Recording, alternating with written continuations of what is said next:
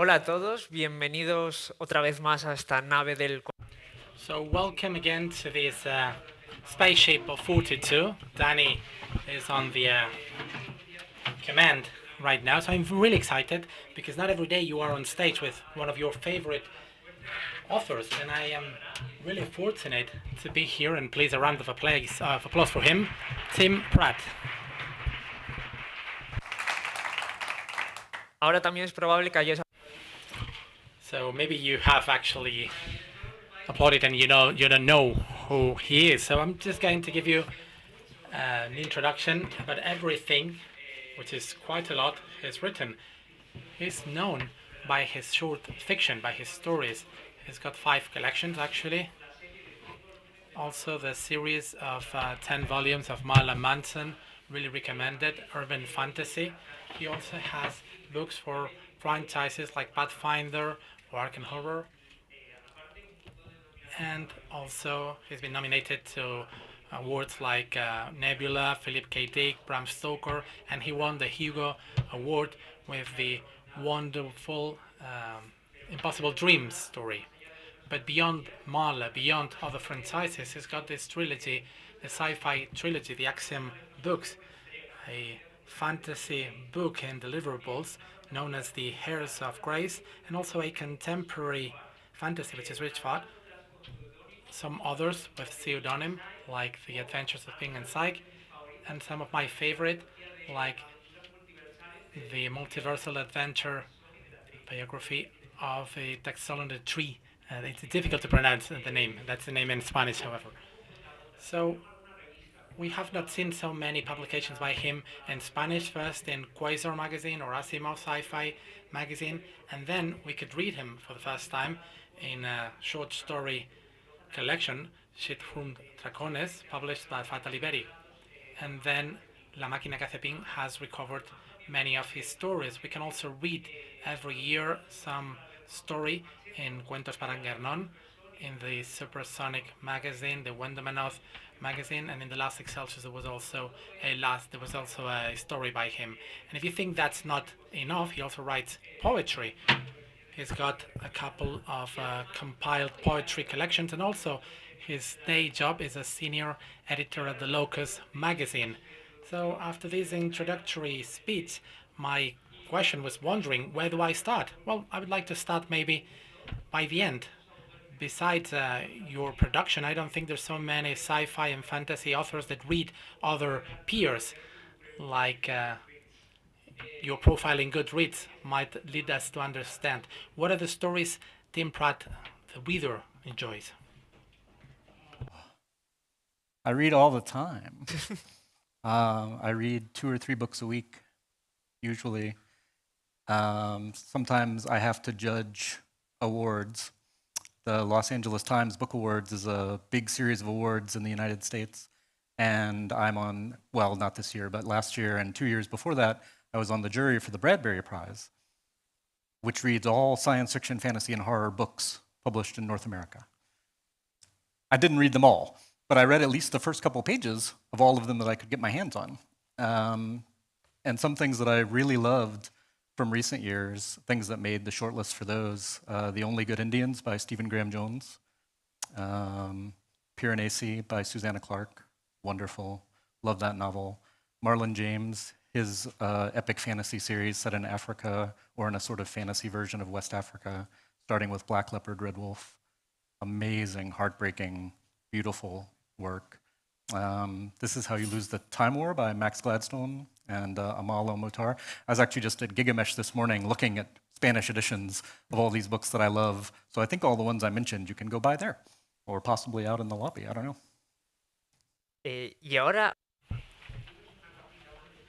Also, in going one layer deeper, what are the works with which the writer Tim Pratt would have an interesting conversation? I have a lot of influences, everybody does. Anybody who's a writer becomes a writer because they soaked themselves in words when they were younger. I used to go to the library when I was young. We were quite poor, lived in the country, but my mom would take me to the county library and I would check out as many books as they would let me take home every week. And the people who really got me early on, whose works that I loved, were actually a lot of horror writers, dark fantasy, cosmic horror writers, Lovecraft, Robert Bloch, Fritz Leiber. I really loved the short fiction of Jonathan Carroll. That was an early influence on me because he would write these beautiful contemporary fantasies about magic intruding into the ordinary mundane world, which is one of my favorite subjects. It's one of the things I love to do as a fantasy writer. Even as a science fiction writer, I like disconnections, discontinuities between the mundane and the expected. I like it when the fantastic intrudes. So writers like Charles DeLint did a lot of that sort of thing. In terms of science fiction, Joanna Russ, actually, I love her science fiction writing.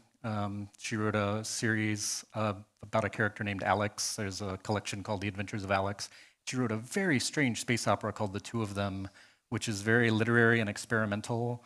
I love that book. And she did a heartbreaking science fiction novel called We Are About To, that's about people who are stranded on a planet, and she's responding to all those classic stories where a ship would wreck on a planet and they would make a new society and they would, find a way to thrive and reinvent human civilization. And Joanna Russ said, no, no one would do that. There are 10 of us, we will all just die. And so it's a book about that conflict between that idea that will just somehow, the human spirit will triumph, and the realities of the fact that no, probably they wouldn't. So those were the influences for some of my science fiction writing, although my science fiction tends to be more cheerful than that. So you've worked a lot within and outside the publishing world. You've been an editor, proofreader, and even a critic in a magazine. So what's the best and worst part of being in these processes? Has it had an impact in your way of working? I have done almost everything because I'm interested in almost everything.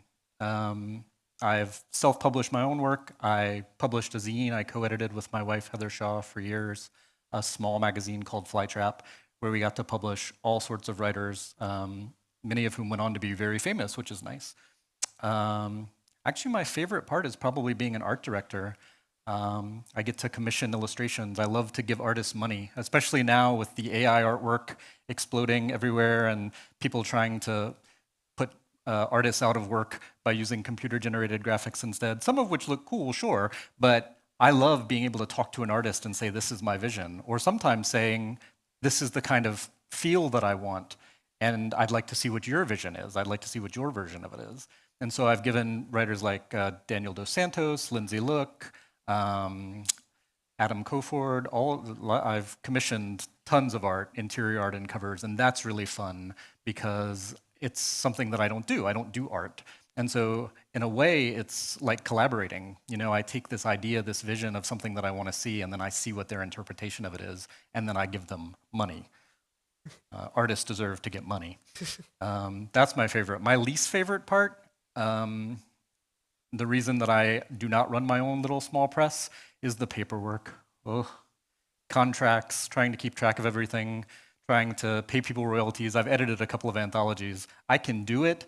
I do not have an accountant's mind, so I have a hard time with that. My perfect dream would be to curate an anthology where I pick all the stories and then someone else does all the paperwork and all the hard stuff, does all the math.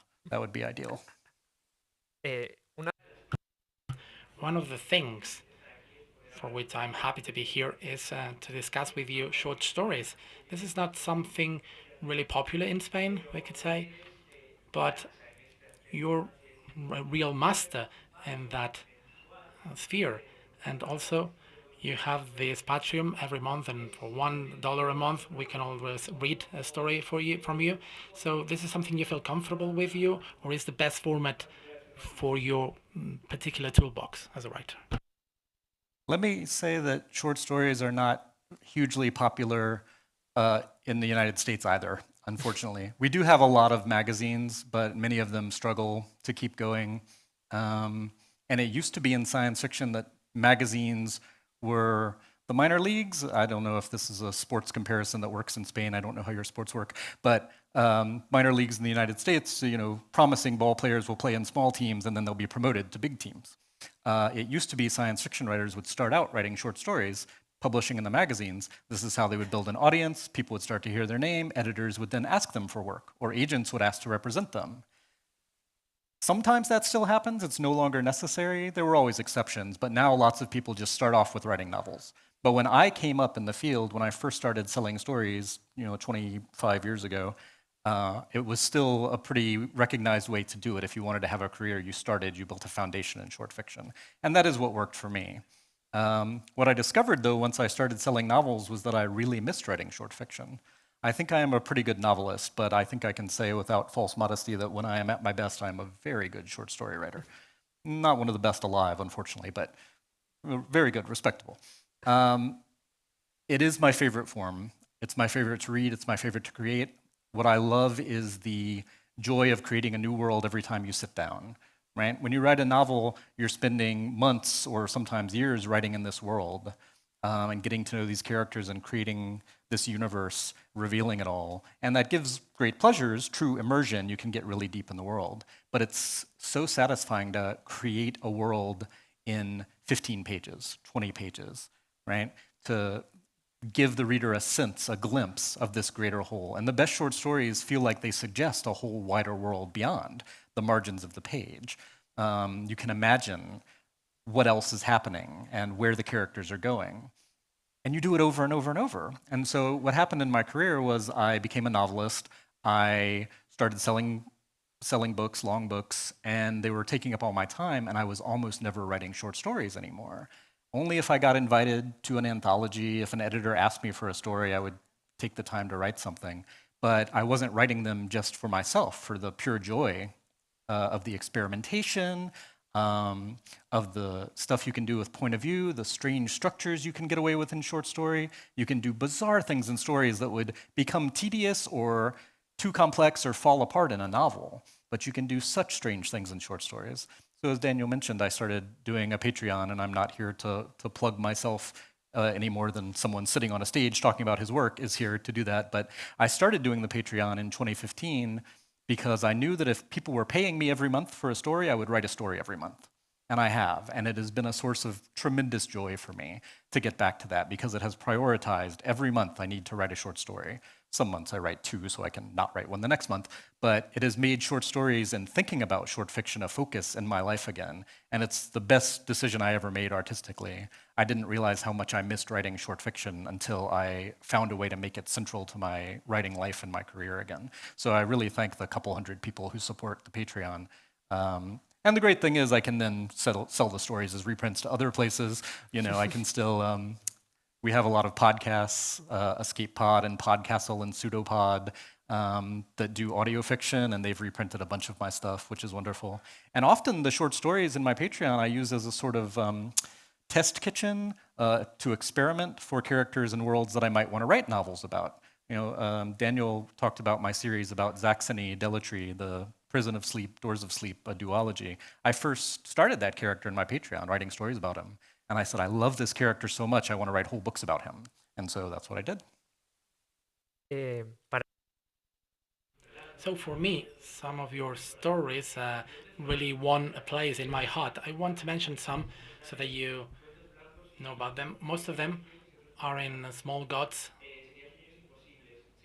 Impossible Dreams, 6 Things That Happened When You Left, Small Gods, 3 Requests for the Queen of Hell, or 30,000 Feet. This is one of the last I read, and I was really surprised by it. Most of your stories have magic, science, or science that could be mistaken with magic, we could say. So in this blurred line between fiction and reality, how does Tim Pratt work on these projects? Are you a compass or a map writer?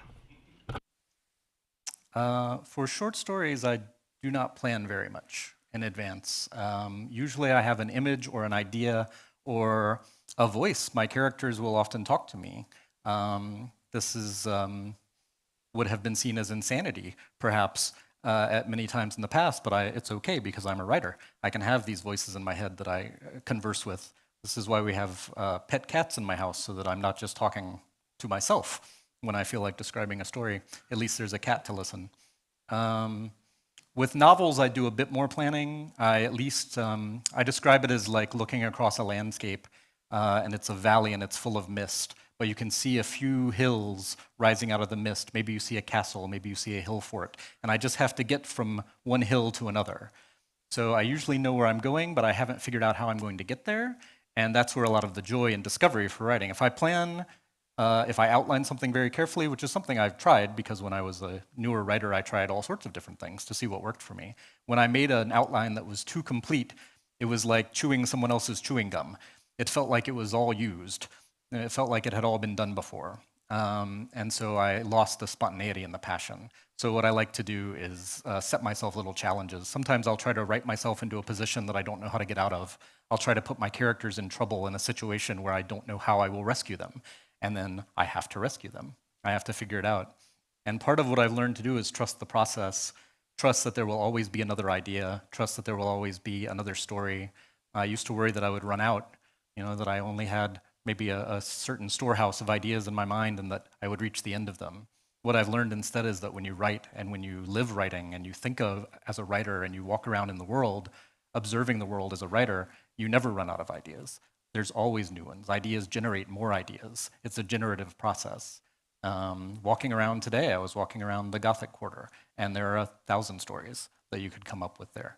Also, I read things where I don't like the ending, and I say I would have ended it differently, and then I write something where I take a similar situation or something inspired by the thing that disappointed me, and then I do it correctly, the way it should have been done in the first place. That helps a lot. In terms of blending all the different genres, it's because I grew up as a reader. My mother and father loved horror. They loved Stephen King, Clive Barker, and it was the 1980s when I was young and reading, and in the United States, there was a huge explosion in horror. And so you would go to the pharmacy and there would be spinner racks, metal racks with paperback books, and you could just buy so many horror books. And I read tons of those. My great-grandmother, who watched me in the summers, did not like fantasy, did not like horror, but she was a science fiction fan. She liked Asimov, Clarke, Heinlein. So I read all of those. So I grew up sort of suspended in between them, horror and science fiction. And then when I was a teenager, my uncle said, "Have you ever read The Hobbit?" And so then he gave me The Hobbit, and I started reading fantasy. And so I grew up with all of these things, science fiction, fantasy, and horror, blending together and moving back and forth. And so I've never felt any need to stick to any of those subgenres. I also occasionally will write crime stories. I love crime. Sometimes, every once in a while, I write a story with no magic in it at all, but not often. I always have the desire to add some sort of magic to it. It's hard to resist. But because I never had any genre divisions in my own mind, as a reader, I never brought any of them to my writing life, which has at times been complicated for my career. Ya sé que todos Well, I know it's all your children, your books are your children, but if you had to select some of your favorite short stories or the most significant, which ones would you choose? Both emotionally for me and in terms of the impact it had on my career, Little Gods, Small Gods. It was published as Little Gods in English.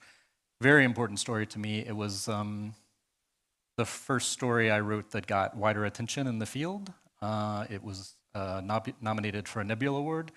It did not win.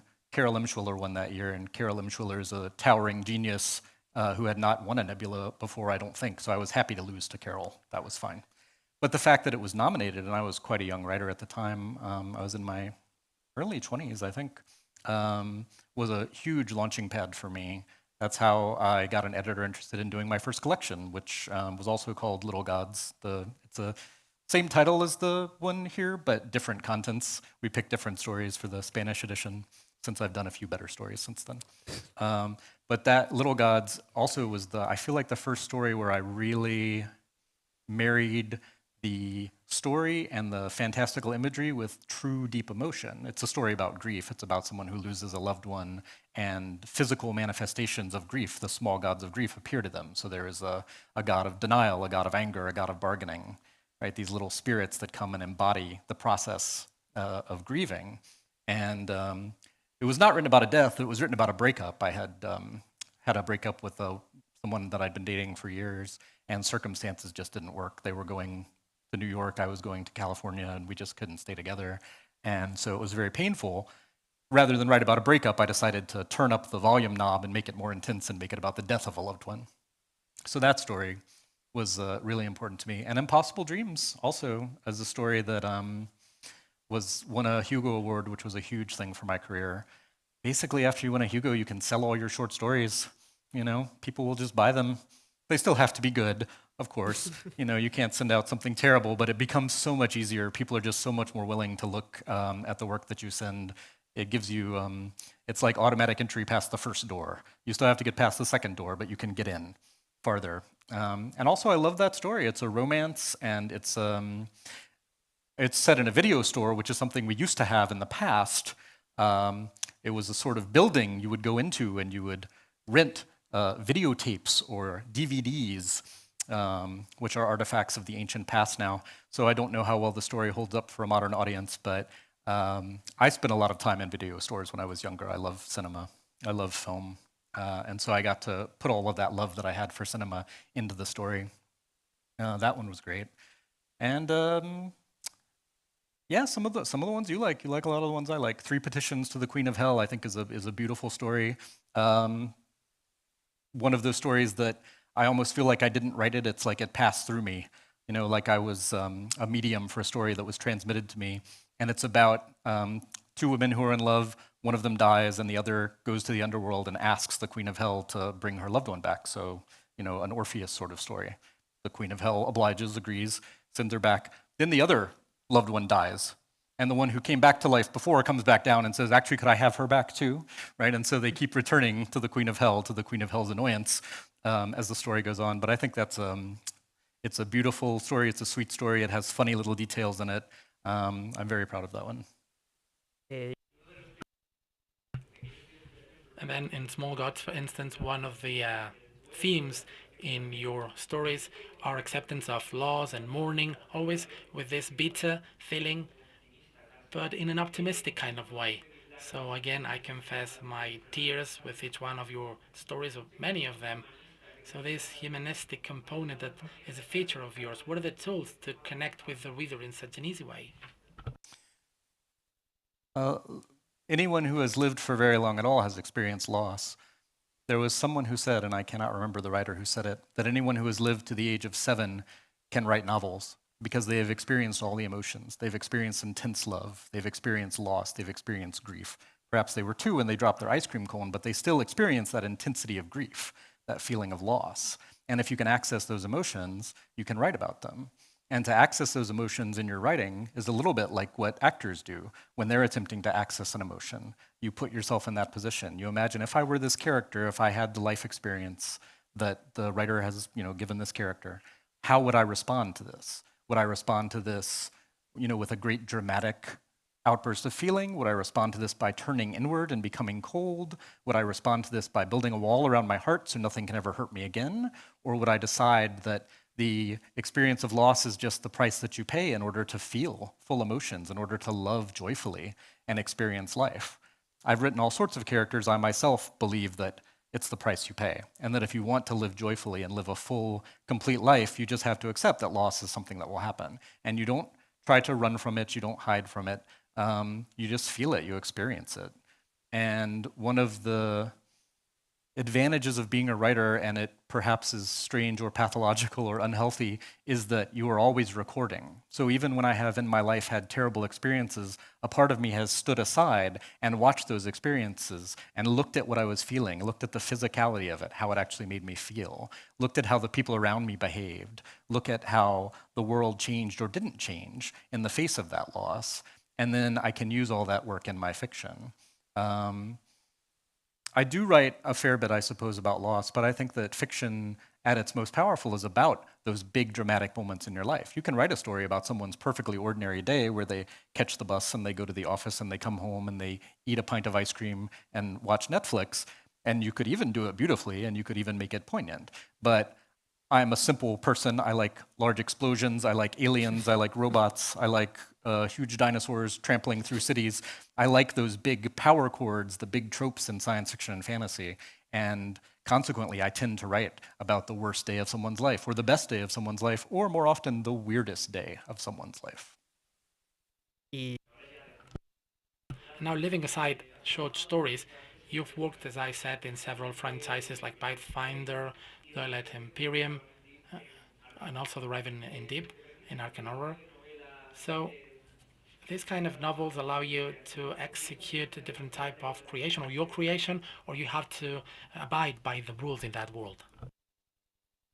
I have a rule for myself when I write work for hire, when I write in other people's universes, and that is, would my 14-year-old self approve of this?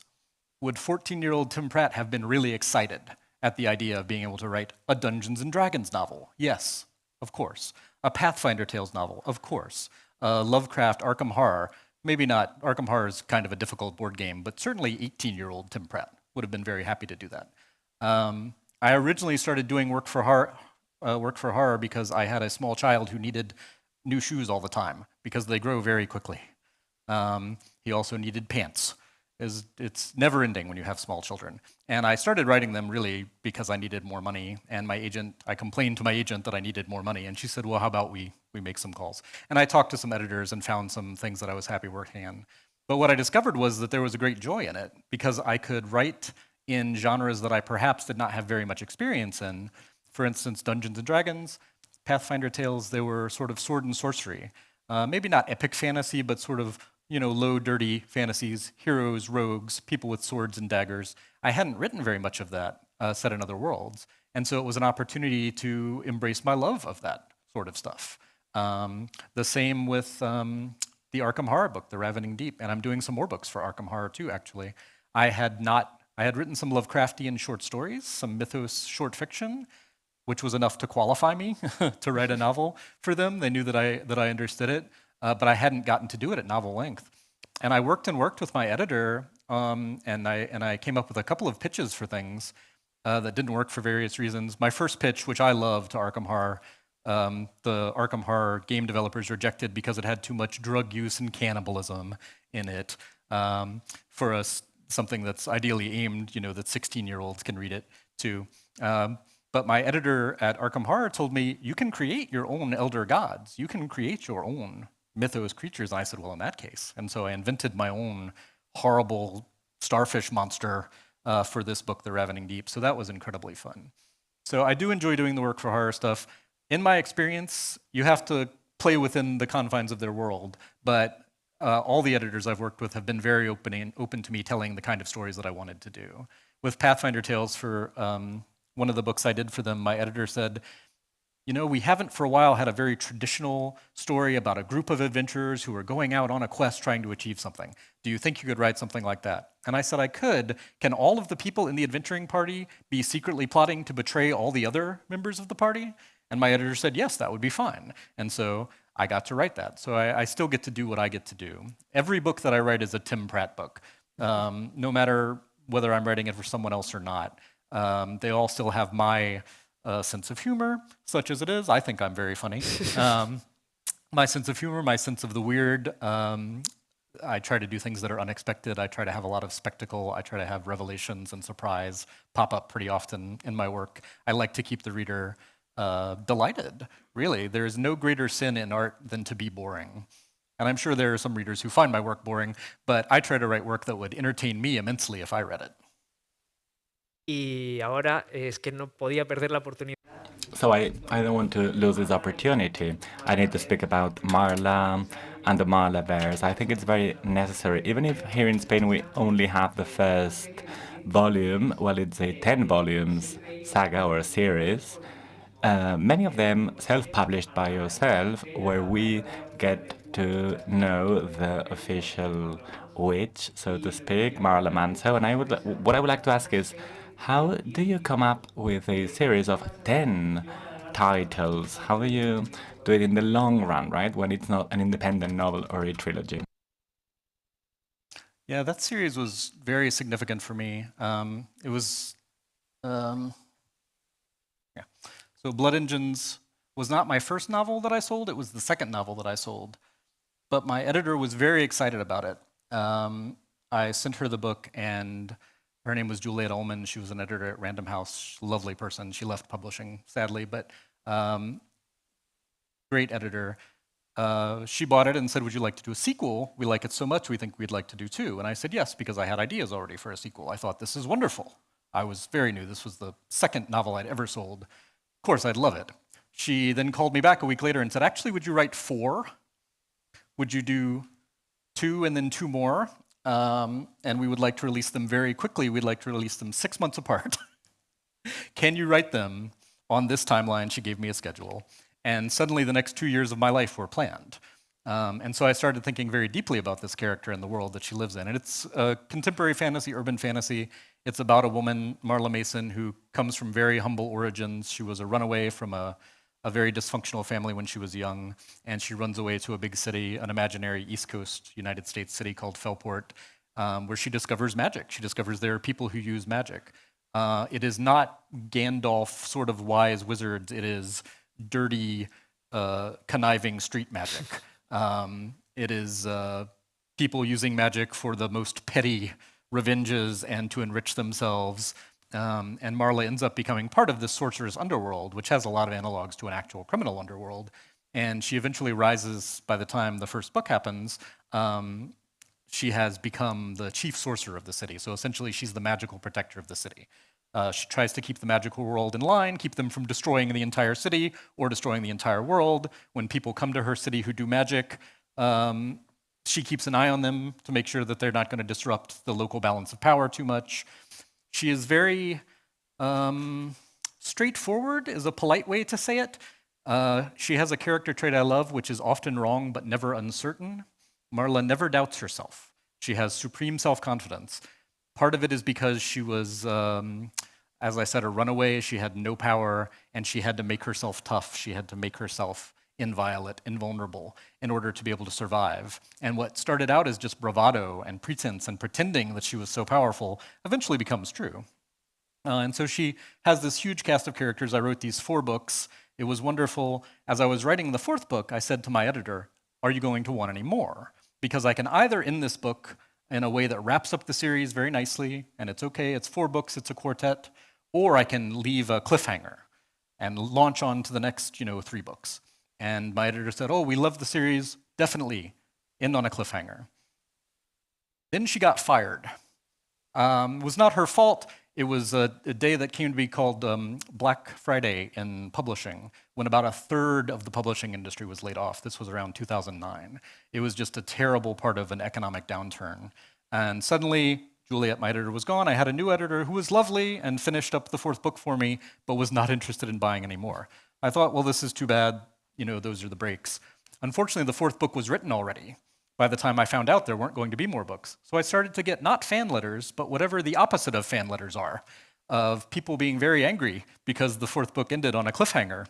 My characters in a dire situation that they were trying to get out of. I wrapped up the plot in the 4th book, but there was a big problem, that they were going to address clearly. That was going to be the point of the 5th book. So I thought, well, why don't I write it for myself? And this was before Kickstarter was around. I had done a little bit of self-publishing, like with zines and things, but I had never self-published a book before. So I actually serialized that 5th novel just online. I published it, a chapter a week for tips if people wanted to send me something on PayPal.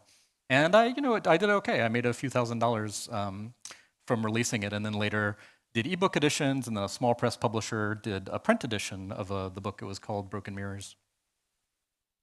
From there, I discovered that I could crowdfund, and then Kickstarter was a thing. And suddenly, I was doing Kickstarters and making about as much as Random House had paid me for those books. Now, I was doing a lot more work because I had to write it, I had to hire a proofreader, I had to be an art director, I had to liaison with a small press to do print editions because they could do prettier ones than I could. I was making the ebooks myself because that's within my skill set. And so it ended up becoming this very strange thing where I would write 1 book for a publisher, and then I would write a Marla Mason book for myself, for my fans. And I would do it, usually I would fund it through Kickstarter, the last several of them. And after I had done 9 of them, about 1 a year, I thought I could do this for the rest of my life. I could write Marla Mason until I am dead. Is that a good idea? Am I limiting myself? Am I going to start to repeat myself? Am I going to have the horrible thing happen that I have seen in some other ongoing series, which I will not name, where I feel like the authors lost the plot, lost the thing that was exciting about the characters? I already had a problem in the series where my character got too powerful. Why, in one of the later books, she's no longer the chief sorcerer of Felport. She gets fired. She gets exiled. She loses all her friends. She loses almost all her power, and she has to build herself back up again. And I thought, how often can I do that? How often can I cast her down and build her back up again? And so I decided what I will do instead is I will very consciously plan an ending.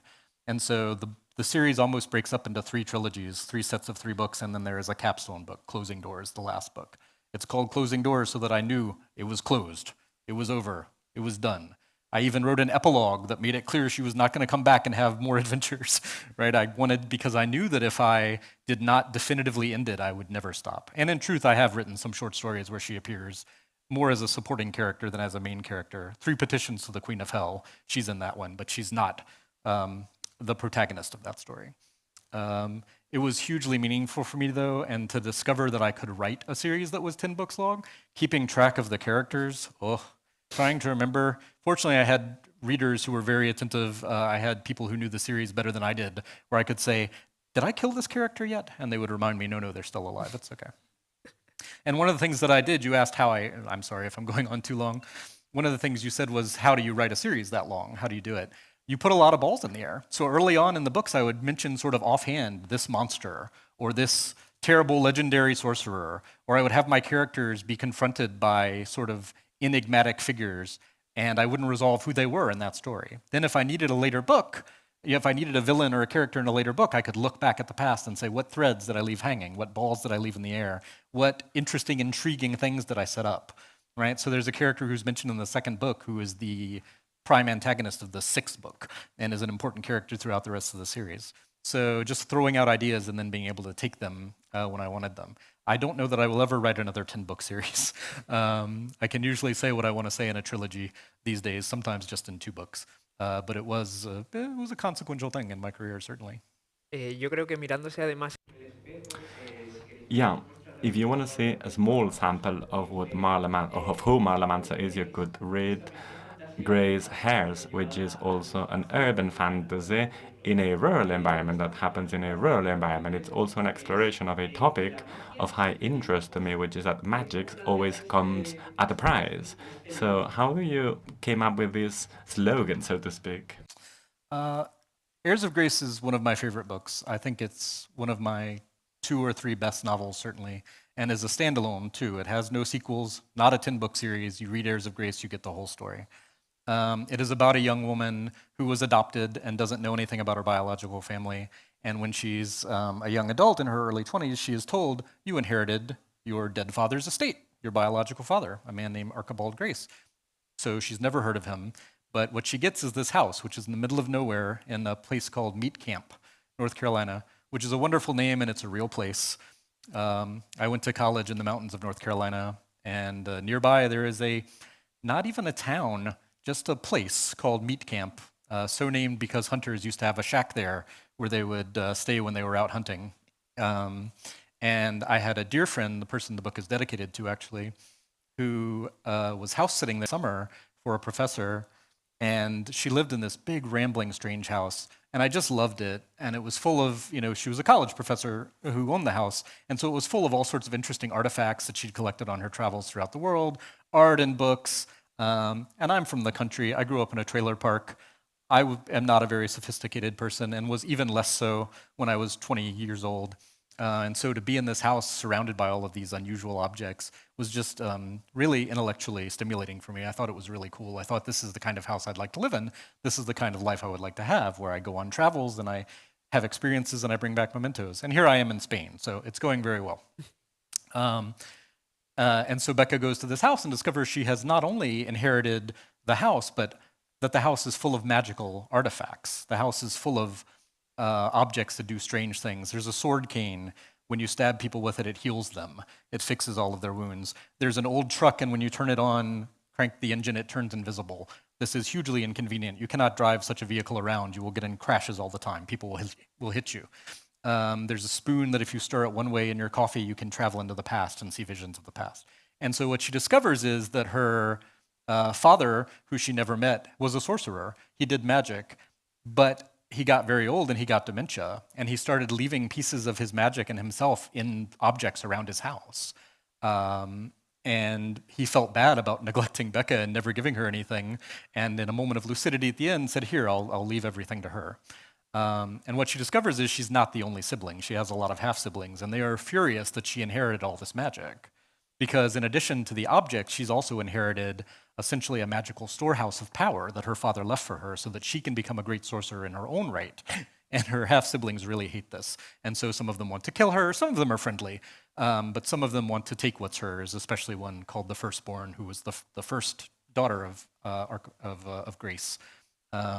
She's a bitter antagonist, really, really just jealous. So it's built largely out of a love for junk. My grandparents lived out in the country and had a big rambling house that was also full of all sorts of strange stuff. The first time I went there, I just looked at it and marveled because I was about 6 and I said, do they live in a junkyard? And my mother was mortified, humiliated that I would say such a thing because she didn't understand I meant it as a compliment. What could be a more exciting place to live than a junkyard full of, all of these old cars and old washing machines and refrigerators and all these interesting artifacts that you could climb around in and explore? I thought it was wonderful. So part of it's that, and part of it is about, the loss and grief, the stuff like that. It's also a romance. Becca falls in love with someone that she meets. It is the closest I've written to a romance novel. It has a lot of other things happening in it, but certainly I'm a romantic. I love romance. I love affairs. I love passion, and so I got to put all of that stuff in the book as well. If you pick up just one of my books, that's the one I would recommend. Of course, you should buy all of them, but that is the one I recommend. Si hay algo que me fascina de ti habitualmente. Do you know what really fascinates me about you is that you go from fantasy to science fiction in a nutshell, from Marla to urban fantasy, from a space opera history that happens years in the future with a strange alien technology and a threat against humanity and the world. So writing processes, are they different if you face fantasy or science fiction? So I did have a big change in my career. Insofar as I was known as a fantasy writer. But I love science fiction. I love space opera. I grew up reading science fiction. I love Star Wars. I love Star Trek. I love Firefly. I love those sort of stories. And so I thought it would be really nice to write something. But I was a bit intimidated because I am bad at math. To write hard science fiction would be difficult for me. Fortunately, the internet is very helpful. If you need to calculate orbital velocity, there are sites you can go to where you can put in the numbers and you can figure things out. And if you need to figure out how long a journey would take at a certain percentage of light speed, there are resources you can do. I am also fortunate in that I have good friends who are astronomers and astrophysicists who I could call and say, I have this idea, is there a way I can make it work? And they'll say, well, no, not the way you're doing it, but if you change this and this and this, then it could work. So once I felt like I needed to overcome my fear and my self-doubt about my ability to write science for the Axiom series that started with a book called The Wrong Stars, I sat down with a notebook. I actually have the notebook in my hotel room. I brought it on this trip because all the pages aren't full yet. And I wrote down all the things that I love about science fiction. Big dumb objects, really inscrutable aliens. I like aliens who feel extremely alien, who don't feel like people wearing funny costumes, right? Who seem very strange. I really like genetic engineering. I like biotechnology. I like sort of disgusting, squishy interfaces of the physical flesh and technology. I like cyborgs. I like spaceships. I like found families on spaceships. I like ragtag crews of weirdos who find their own society. These are all things I love, and anyone who's read the books knows I put all of those things in there. And for the Axiom series in particular, I had this idea to write about a crew of people on a small ship who are sort of freelancers. They do salvage. Sometimes they will do security work. They will be bounty hunters and pursue people. And so I wrote about this strange crew, and I put these interesting characters together. And my idea was I would do books that focused on different characters. So the first one is about the captain of the ship, Callie. And then the second one is more about the XO of the ship, a man named Stephen, who's also the ship's doctor, who's a member of the Church of the Ecstatic Divine, which is a religion that I made up that's based on doing hallucinogens and psychedelics, which are drugs that make you feel closer to other people and to the divine. Entheogenic drugs and entactogenic drugs, right? They make people have visions of the divine. So why not have a religion where that's what you do as communion? You get together and you essentially drop acid together, only space acid, future acid. tailored to your particular biology. So coming up with all that stuff was fun. And then the third book is about the navigator and the pilot who had a terrible run-in with aliens early in their lives and ended up, the aliens tried to save their lives, but they didn't really understand human bodies, so they put them in one body. They didn't know they were two people, so they combined them, so now they're two people inhabiting a sort of altered human cyborg body. So the third book is a lot about them. And I really just wanted to play with all of my favorite space opera tropes. Very quickly, I moved away from plausible science into inscrutable alien technology, where I could have, they were incredibly powerful aliens who could alter the laws of nature, and they built this thing that opens wormholes. Now we can open wormholes too. We don't know how it works, but we can push the button. So once I was able to get past feeling like I needed to make it plausible, it was much more relaxing for me as a writer. Si hay una palabra que los que me conocen saben. There is a word that people who know me know I love. It's the multiverse. So when I read the first two lines that I'm going to read from the biology of Atri, I was immediately hooked. And it says, this is the situation. Every time I fall asleep, I wake up in another universe. This started happening 3 years ago in 1,000 worlds, and I don't even know what happens in this transition when I'm sleeping. So this is the start of the novel, a runaway of 1,000 worlds. So the question is, in which of these very, very, very super crazy worlds would you like to live? This world is nice. They never go there, though. My impulse for writing Doors of Sleep was I love the multiverse. I love parallel universes. I love alternate universes. I always have. Often, and these can be very good stories, but often you'll go to a parallel universe and it'll be just like our world, except a little bit different, right? There's one tiny change. And, I like those. And sometimes you go to a universe where you're even there. Like there's another version of you who has a slightly different life. I've written stories like that too. I think that's interesting. It's a way to explore choices in the moments that will, can change your whole life that you don't even realize they're consequential moments. That is not what Doors of Sleep is. Doors of Sleep is a great big widescreen. Every world is completely different, super alien, super strange. And I wanted to do 100 stories and 100 worlds in a book if I could. So some of them you only see for a paragraph or two, very briefly. And it is the character, Zax, one day he goes to sleep and he wakes up in another universe. He doesn't understand what happened. Monsters are chasing him, he runs away.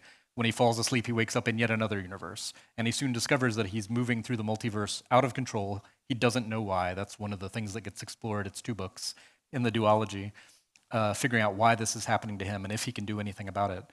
But it's a wonderful setup because it's a character who only has himself. He has no allies. He cannot build wealth. He cannot build power. He can take people with him. If people fall asleep touching him physically, they go to the next world too. But they can also never go back. So not many people make the choice to go with him. It's only in dire situations that people will even want to join him usually. And he can become separated from them. If he gets hit on the head and passes out, he wakes up and they're stranded, they're lost. So there's a lot of loss in that series too. Even when he finds someone that he can carry with him, he sometimes loses them or sometimes they choose to move on. So that's what the series is about. To answer your question about which world I would live in, the world that Zax comes from is a world called the Realm of Spheres and Harmonies, which is a sort of post-scarcity world where people's basic needs are taken care of by technology and people are essentially free to pursue their own joys and desires if they want to be artists, if they want to be musicians. What Zax does is he's a harmonizer, which is sort of like being a social worker, and what he does is find people who feel like they don't fit in to society, and he helps them figure out how they can fit in, or in some cases, that they should go live in the woods by themselves because they'd be happier that way. So I think the Realm of Spheres and Harmonies wouldn't be a terrible place to live, maybe a little bit boring. They've solved most of their problems already. It's more interesting to live in a world that has some problems, although perhaps not as many problems as we have in this world. Y ahora voy a hacer el reverso tenebroso de la pregunta. And now I'm going to do the reverse of the question. I am clear that I would never live in one of the world which is composed of 2 flesh towers with a massive eye, very much Lord of the Rings. So where would you never live, even if you were paid $1 million to live in that world? There's a world that I refer to in the books that they call the world of terrible terrariums.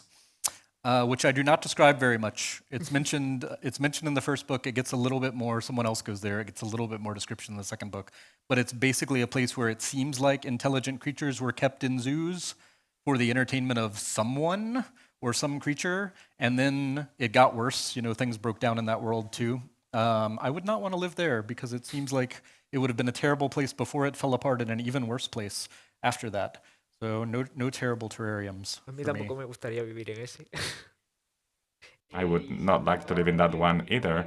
We're running out of time, but I don't want to miss this opportunity. Recently, The Knife and the Serpent was announced to be published next year. Tell us a little bit about this last book, which is a combination of several topics, as far as I have heard.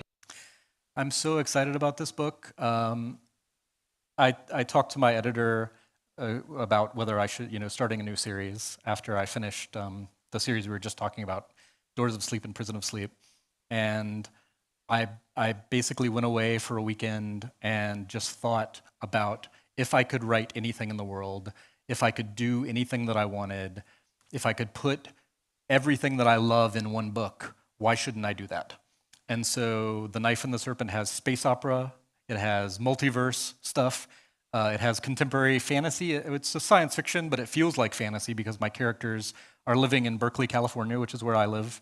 It's a college town. And then magical things start to intrude. It turns out that there's a multiverse, that there are other worlds, and that there are people who can traverse this multiverse. And some of the other worlds in this multiverse are very science fictional. I have sentient spaceship, talking spaceship, called the Wreck of the Edmund Pevensey. I have a Dyson swarm civilization where people live in this incredibly advanced post-scarcity society. And essentially what the book is about is my main character, who's a grad student from Earth, just an ordinary person, discovers that his girlfriend is from another branch of reality. She goes away on a lot of trips to visit family, but it turns out she's not going to visit family. She's a champion of NISpace. She is part of an organization called the Interventionists, who travel across the multiverse fighting fascism, essentially, and trying to stop other people from exploiting the multiverse. Because when you have a technologically advanced world that is adjacent to and can easily reach, using their technology, can reach a less advanced world, they're going to be preyed on. Capitalism exists also in the multiverse. Colonialism exists also in the multiverse. And so his girlfriend, Vivian, is part of this group. She's essentially a super spy who goes out and she infiltrates these worlds and she tries to save the world there. So part of it, a lot of it is about their relationship, about his discovery that she has this secret life, and then he gets drawn into it. He gets pulled into dealing with some of the challenges that she has to deal with in these other worlds. So I get to do all the things I love. I get to do space opera, I get to do multiverse, I get to do romance. There's a lot of romance in it. I get to have revenge. I have a villainous duo. I love villainous duos. Troop and Vandemar from Neil Gaiman's Neverwhere, I love them. Mr. Tulip and Mr. Pin from Terry Pratchett, wonderful villainous duo. So I got to write my own called Bollard and Chicane, who are just terrible people who do terrible things. I love them. But I really hope that everybody loves it. It comes out in English next summer. I hope it gets translated everywhere. I think it's my favorite of all the books that I've written. It's also the most recent book, but they're not all my favorites. This one I really think is good. Y nada, nos queda un poquito de tiempo. So we still have a few minutes. I don't know if the audience has questions.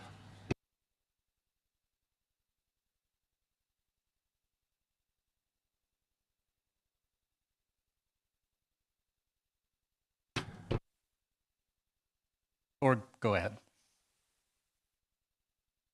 ¿No hay nadie? No questions? Okay. So we're going to leave it here. Thank you very much for coming. And let's get off the spaceship.